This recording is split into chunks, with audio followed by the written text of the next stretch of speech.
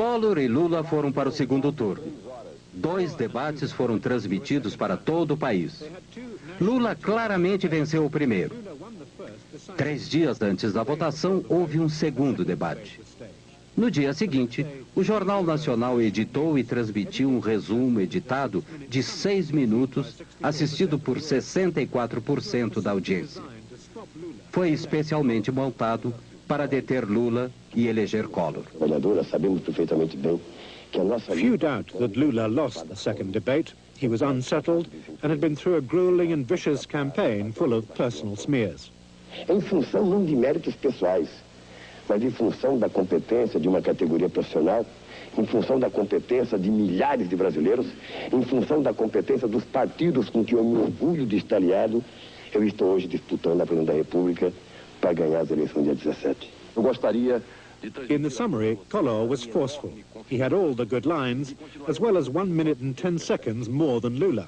No dia 17 nós vamos dar um não definitivo à bagunça, à baderna, ao caos, à intolerância, à intransigência, ao totalitarismo, à bandeira vermelha. Vamos dar sim à nossa bandeira, essa que está aqui, a bandeira do Brasil, a bandeira verde, amarela, azul e branca.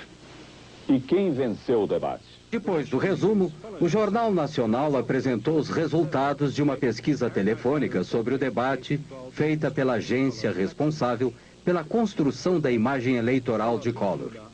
As perguntas eram vagas. Collor venceu Lula em todos os sentidos. Não foi perguntado em quem as pessoas entrevistadas iriam votar. Collor teve 45% das respostas e Lula 34,1%. O mais preparado para governar.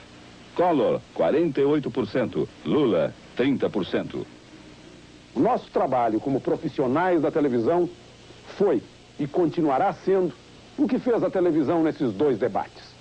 Manterá aberto esse canal de 2 mãos entre o eleito e os eleitores para que melhor se exerça a democracia. No mesmo dia, mais cedo, a Globo havia transmitido um resumo diferente no jornal Hoje. O jornalista Pinheiro supervisionou a edição. O cerne da questão é este. Entre a edição do jornal Hoje, da hora do almoço, e a edição do jornal da tarde, o resumo do debate foi alterado pelo Alberico Souza Cruz e pelo Ronald Carvalho. Na essência, não houve aqueles critérios básicos que nortearam a edição da manhã, que era ao mesmo tempo para os 2 candidatos, a questão da pergunta, da réplica e da tréplica, e ficou uma coisa totalmente desbalanceada, o que eu chamo, ficou uma peça publicitária e não um resumo de um debate. Foi foi um flagrante, quer dizer, um atentado assintoso à ética jornalística, uma manipulação sem vergonha, desavergonhada. Eu, quando fui ao dono da empresa protestar contra a exibição do compacto, que foi posto no ar a minha revelia, eu, quando fui conversar com o dono da empresa, Dr. Roberto Marinho, eu disse a ele, isso foi no dia seguinte, a exibição do compacto, eu disse a ele, Dr. Roberto, eu não vi esse compacto. Se eu tivesse visto, teria impedido que fosse para o ar. E se eu não pudesse ter impedido, eu viria aqui ao senhor dizer o que eu vou dizer agora. A Rede Globo foi infeliz, fez uma edição burra, porque não precisava ser burra.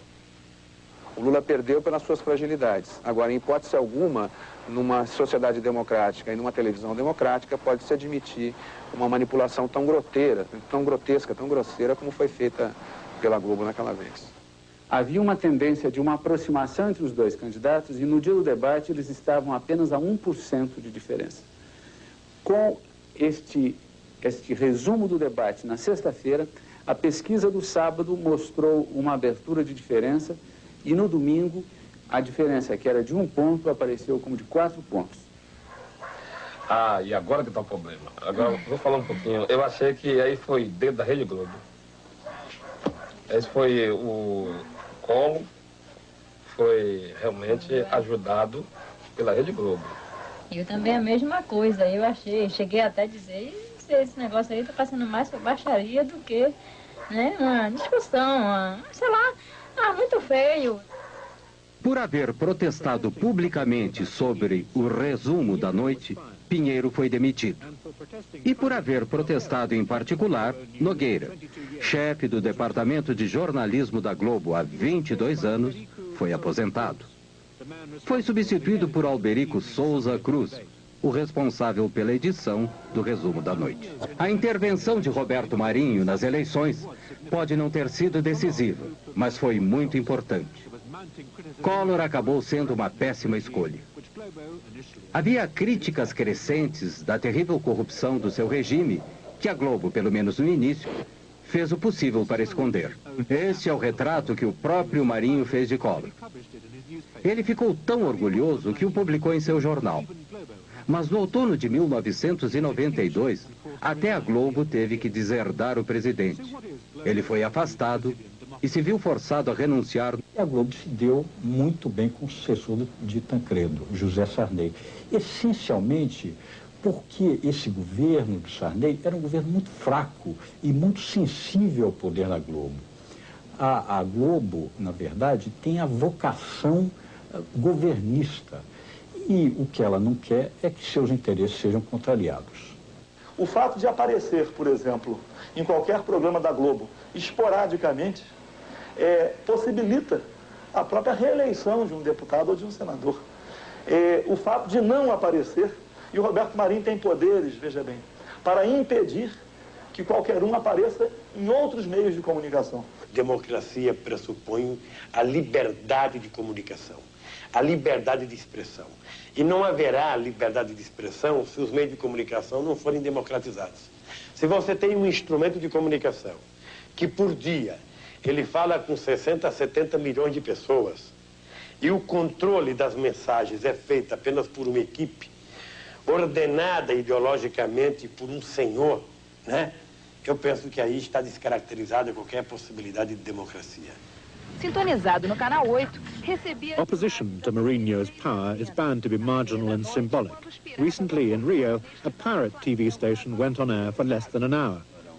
The show included a tape of Roberto Marinho, his words dubbed, explaining how to set up a pirate television transmitter. Faça como eu. Tome videocassete vulgar, amplificador de sinal WC-T10 e antena de TV, canal 3. Liga o videocassete no amplificador e o amplificador na antena. Pronto. Sua emissora já pode funcionar. Federal police arrested a number of people, apparently just for watching. TV Globo's cameras have shown Brazil to the Brazilians for over 30 years of immense political and social change. Globo e você, tudo a ver. Can Globo present a common view of this history?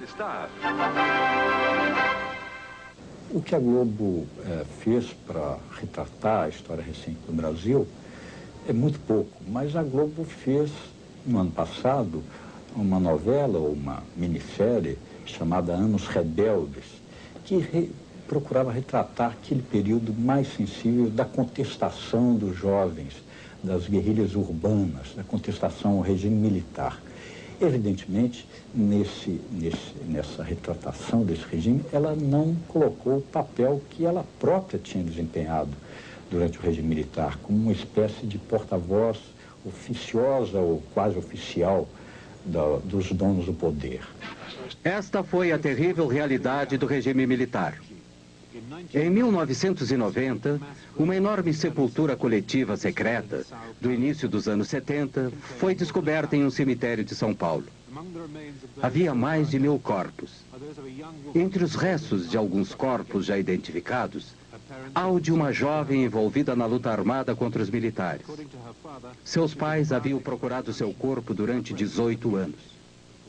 Segundo seu pai, ela foi violentada com cacetete e seus seios foram mutilados antes de ser assassinada. A Globo começou a dominar a televisão no Brasil durante a ditadura militar. Manteve o silêncio sobre as verdades daquele regime. Agora está começando a falar mais. Mas será que a Globo e Roberto Marinho pode realmente se libertar dessa herança? Ou será que o Brasil deveria libertar-se da dominação da Globo?